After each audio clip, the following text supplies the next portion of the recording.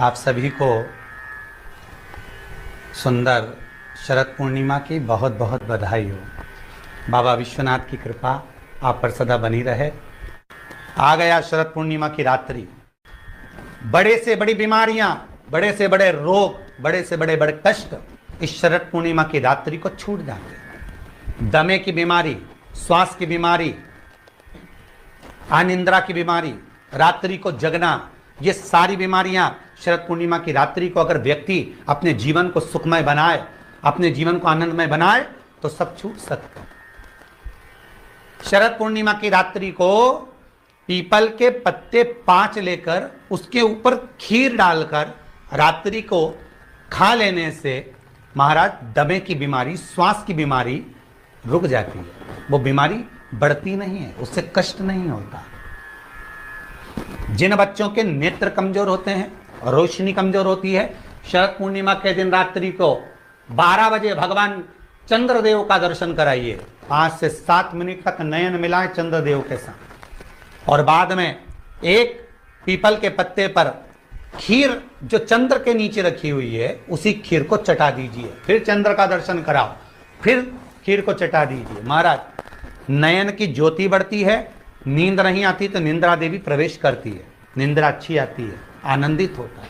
महाराज जिस व्यक्ति के शरीर में गांठ पड़ जाती हो, शरीर काला पड़ जाता हो, चट्टे पड़ जाते हो या दांत खाज खुजली हो जाता हो, उसके लिए भी शरद पूर्णिमा की रात्रि को 12 बजे महाराज भगवान चंद्रदेव के लिए 21 दिए जलाए जाते हैं। उस 21 दिए की कालोच एक थाली में इकट्ठी करी जाती है। कालोच को इकट्ठी कर कर शरीर में गाय के घी के साथ में जहां जहां जगह पर चट्टे हैं, गांठ है, वहां लगाया जाता है। उसको 5 या 7 दिन लगाइए। उसके बाद में रोज प्रतिदिन लगाने के आधे घंटे बाद स्नान कर लीजिए, आराम लगना प्रारंभ हो जाता है। महाराज आज शरद पूर्णिमा की रात्रि से लेकर कार्तिक पूर्णिमा की रात्रि के बीच में जो दामोदर भगवान का, कृष्ण का, शिव का मंगल आनंद करेगा, अभिषेक करेगा, पूजन करेगा, स्मरण करेगा, उसके सारे दुख दरिद्र दूर हो जाएंगे। रात्रि को आप बड़े प्रेम से खीर बनाओ, चंद्रदेव की साक्षी में रखो, भोग लगाओ भगवान श्री हरि को। बन सके अगर लक्ष्मी की कमी है, लक्ष्मी नहीं आ रही है, व्यापार नहीं चल रहा है, तकलीफ बहुत ज्यादा है, घर में कष्ट है, कर्जा ज्यादा है, तो एक तांबे के कलश के ऊपर, तांबे के कलश में पानी भरना, कटोरी रखना, उस पर लक्ष्मी जी की मूर्ति रखना। लक्ष्मी जी की मूर्ति नहीं हो तो चांदी का सिक्का रखना। उसके सम्मुख में आप 31 दीपक 31 दीपक घी के लंबी बाती के जला देना। महाराज एक एक कमल गट्टा उस 31 दिए के अंदर डाल देना और लक्ष्मी जी का पूजन करना, लक्ष्मी जी का स्मरण करना, खीर का भोग लगाना, पान के पत्ते पर खीर रखना, 5 पत्ते पर खीर का भोग लगाना और माता लक्ष्मी से विनती करना।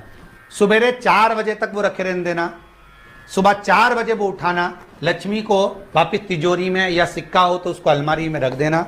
जो खीर बनी है वो प्रसाद के रूप में सुबह 8 बजे, 10 बजे, 9 बजे जब खाना हो प्रेम से खाना। माता जो दिए लगाए हैं वो ठंडे हो गए होंगे, उनको रखे रहने देना, बाद में काम आते रहेंगे, या दिए विसर्जन करना हो तो आपकी मर्जी है। पर वो मिट्टी के दिए लगेंगे, आटे के दिए नहीं लगेंगे, मिट्टी के दीप लगाना है आपको। 31 घी के दिए लगाना है। लक्ष्मी जी का पूजन करो, कंकु, चावल, हल्दी, मोली से, सब तरह से। शरद पूर्णिमा की रात्रि को सुख मिलेगा, आनंद मिलेगा, लक्ष्मी की वृद्धि होगी, कार्य सिद्धि होगी। दूसरा क्रम, अगर कार्तिक पूर्णिमा हो, शरद पूर्णिमा हो, ये दोनों पूर्णिमा पर शरद पूर्णिमा के दिन आप शाम को प्रदोष काल के समय 4:30 बजे से 6 बजे के बीच में 1 लोटा पानी, उसमें 5 बेलपत्र रखकर, एक कमलगट्टा डालकर भगवान चंद्रेश्वर महादेव के नाम से भगवान शंकर को चढ़ा दीजिए। आपकी जो कामना हो वो कामना कर कर चढ़ाएं, विनती करें चंद्रेश्वर महादेव को और निवेदन करें कि हमारा ये कार्य सफल हो। केवल शरद पूर्णिमा के दिन चढ़ाइए, कार्तिक पूर्णिमा तक क्या फल मिलता है हमको जरूर बताइए। भी शरद पूर्णिमा की रात्रि को और कार्तिक पूर्णिमा की रात्रि को गर्भवती नारी अपनी नाभि पर यदि चंद्र की दृष्टि पड़वा लेती है तो बच्चा विकलांग पैदा नहीं होता है। गर्भ से जो बालक होगा श्रेष्ठ होगा, विद्वान होगा, चतुर होगा, पढ़ने में होशियार होगा, क्योंकि ये चंद्र की किरणें जब समुद्र में उछाल ला सकती हैं तो आपके जीवन में भी तरक्की ला सकती है, उछाल ला सकती है। शरद पूर्णिमा से कार्तिक पूर्णिमा के बीच में प्रयास करना।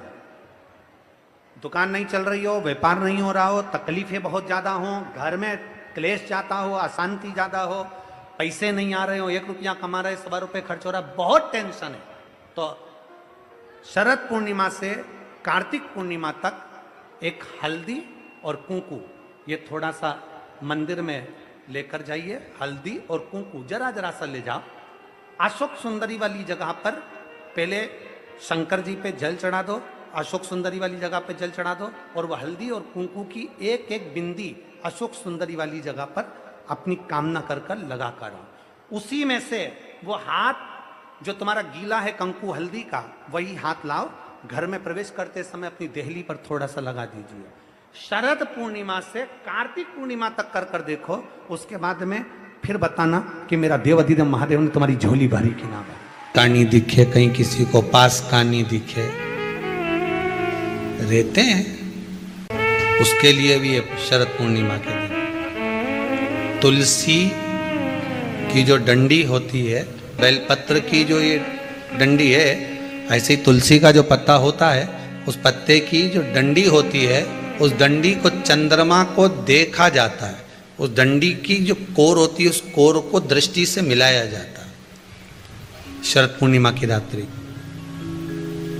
ठीक 12 बजे आप चंद्रमा की, जैसे चंद्रमा का भाग, उस चंद्रमा के भाग को आप उस डंडी के भाग से निहारने का प्रयास करिए।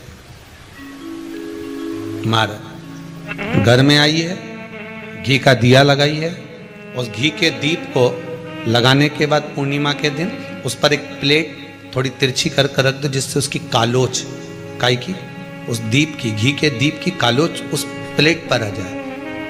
थोड़ी सी कालोच ले लीजिए, 5-10 मिनट में आ जाएगी। उसको गाय के घी में मिलाकर आंखों में सुरमा लगाकर रात्रि को सो जाइए। 3 दिन बाद आप महसूस करेंगे कि नेत्र की ज्योति बढ़ना प्रारंभ हो रही है।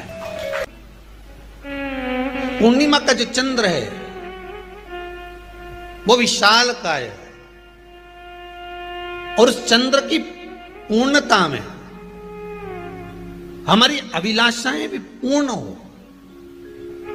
अब पूर्णिमा के व्रत में आपने कई बार किताब पढ़ी होगी पूर्णिमा की, या आपने व्रत किया होगा, या पूर्णिमा का व्रत आप धारण करे होगे, तो उसमें पूजन कौन से भगवान की होती? पूर्णिमा के व्रत में केले के खंभ लगाकर पूर्णिमा का जो उद्यापन होता है, पूर्णिमा की जो पूजन होती है, उस पूजन में शंकर और पार्वती की पूजन की जाती है। शंकर और पार्वती का पूजन क्यों करा जाता है पूर्णिमा के व्रत में? क्योंकि शिव और माता पार्वती ही केवल एक ऐसे हैं जिन्होंने अपूर्ण लक्ष्मी को भी पूर्ण बना दिया था। किसको पूर्ण बनाया है? लक्ष्मी। शरद पूर्णिमा के दिन अगर आप शंकर भगवान को 1 लोटा पानी अगर शिव को समर्पित कर रहे हो, श्वेत पुष्प को रख कर शंकर जी के ऊपर सफेद फूल को चढ़ाकर अगर 1 लोटा जल भी, एक पात्र जल भी शंकर को समर्पित कर रहे हो, तो ये लक्ष्मी के लिए ही तो कर रहे हो। और कौन सी लक्ष्मी? पूर्ण लक्ष्मी। पूर्ण लक्ष्मी।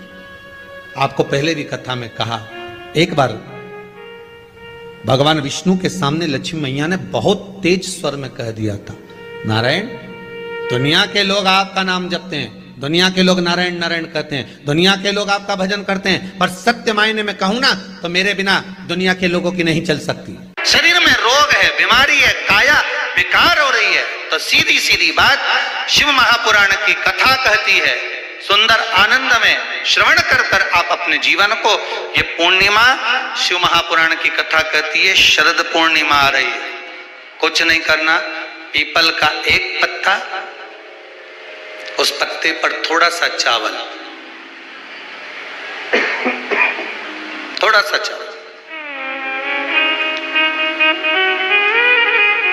पूर्णिमा की रात्रि को अपने हाथ में लेकर अपने नयनों से लगाकर शरीर पर से स्वयं उतार कर उसको दरवाजे के पास रख दीजिए पूर्णिमा की रात्रि को पूर्ण होने पर उस चावल को दूसरे दिन सूंघ कर बहते हुए पानी में डाल दीजिए।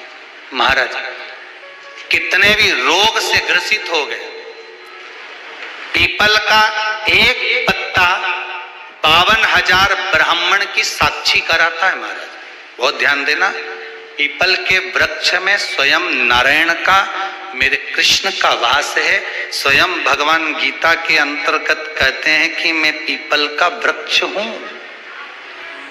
6 पत्ती का बेलपत्र मिलता है तो उसको नंदी पर पहले समर्पित कर फिर शिव के द्वार पर शंकर भगवान पर समर्पित किया जाता है।